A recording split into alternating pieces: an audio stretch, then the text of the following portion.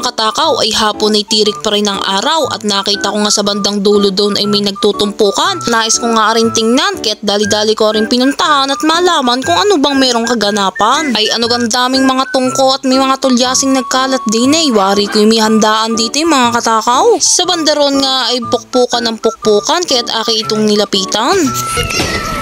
Shout out sa masisipag nating manunulungan dyan. Sila ang tinatawag nating mga manunulungan kaya't kung saan may kaganapan ay dala ang itak at ang sangkalan.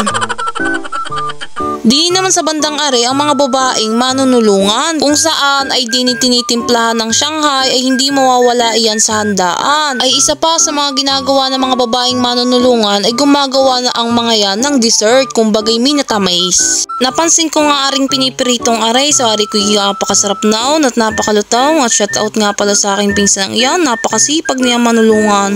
Ay wala pa nga ng luto mga katakaw kaya't ako'y umalis muna at inusap ko rin kapatid ko sabi ko ako'y samahan at ako'y may bibilhin na aking kagamitan. Yun naman mga katakaw ay malapit lang dyan lang sa may bandang Kantaw. Narito na nga ako mga katakaw ako'y mag-grocery ng kaunti ng aking mga kagamitan ay kasama ko nga rin bowling gate ay kaya ko nga iyan isinama ay para ako ay may taga-bitbait. Ako nga'y dahil na nagbayad ay baka pag uwi ko'y wala na akong maabutan. Pag uwi ko nga'y ari na aking naabutan, mga nagbabalutan na ng Shanghai. Sabi ko ay tapos na, hindi na nakapanulungan. Ay wala pang luto, ako'y nagugutom na, ay nakita ko ring lamisang aray, ay walang naman nagiinaw, may umalis at umihay, ay di ako'y kumuha ng isa at nais ko nga rin tikman, ari ating piniprito kanina. Oh. Yan nga, hindi. Matay. Oh, ano nga ba? Kasi tabing nila. Matapa ko isa. Wala pa yung mag-iin. Picharon. Ay ano kang pagkakasarap, pinatay bitukan ng baboy?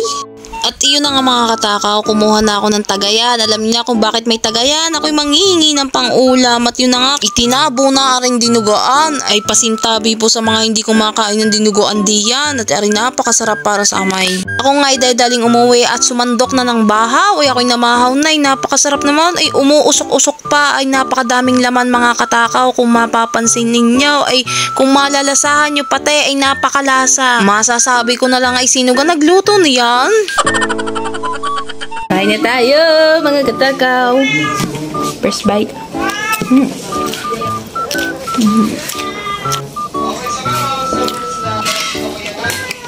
Ako nga ay napasarap na ng kain din sa dinuguan na aray. Hindi naman talaga ako nagkakain na aray pero ako'y napakain sa sobra namang sarap at napakainit pa. Tapos may pahabol pang Shanghai ay sulit na sulit ang aking pagkain mga katakaw. Ay yun yung Shanghai na yan ikinupit ko laang sa nagbabalot kanina. Kaputla o kaputla. Putla pa po sa nagluto. Kung kayo ay nagtatanong kung anong kaganapan sa aming kapitbahay ay may binyagan po bukas. Kaya mga katakaw hanggang dito na lang. Abangan nyo na lang po bukas ang part 2.